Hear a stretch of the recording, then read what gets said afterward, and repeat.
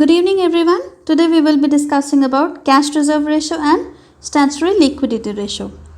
First of all, we will see how banks operates. We all make deposits in the bank in the form of current account, savings account, fixed deposits and RDs. And banks pays us interest on that. This interest is expense for banks. From the total deposits made by public, banks gives loans to various business organizations and individuals for various purposes like home loans, car loans, business loans, etc. And banks earns interest on these loans. So this interest is income for the banks. Now think of a situation where we go to withdraw our money from the bank and bank says, today we are out of money, so you should come after a month or 6 months. Can you think of such a situation? To avoid such situation, RBI has prescribed two measures. That is CRR, that is cash reserve ratio, and SLR, that is statutory liquidity ratio. So what does RBI says? Out of total deposits received from the public, a fixed percentage of that deposit is to be kept with RBI.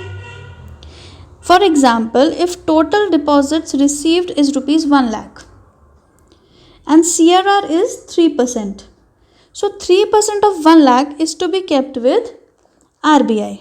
This is called cash reserve ratio. This amount is to be kept in the form of cash and cash equivalents. That's why banks do not earn any interest on the amount kept as cash reserves with RBI. तो CRR जितना कम होगा banks उतना खुश रहेगा. Moreover, out of total deposits, a fixed percentage is to be kept in the form of liquid assets like cash, gold or government securities. This is called as SLR, that is statutory liquidity ratio. It is always easier for banks to maintain SLR as compared to CRR because banks earn some interest on amount invested in liquid assets, whereas no interest is earned on amount kept as cash reserves. That's why it is always easier for banks to maintain SLR as compared to CRR.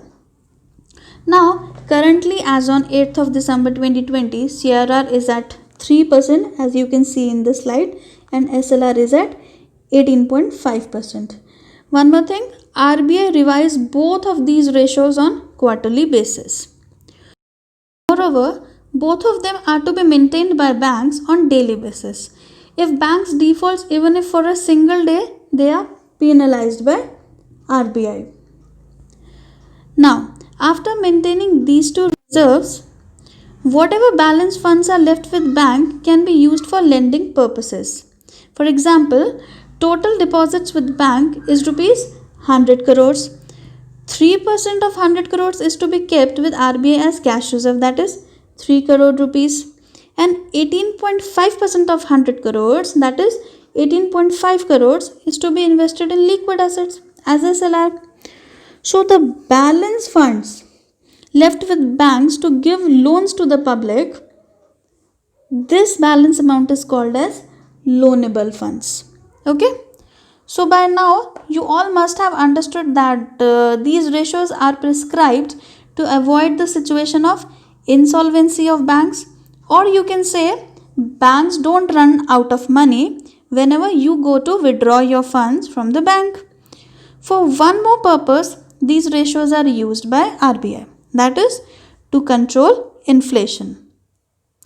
Now let's understand how.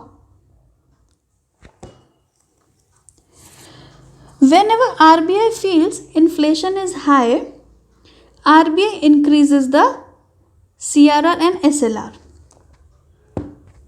because of which most of the deposits of bank are blocked in reserves and they are left with less money for lending purposes.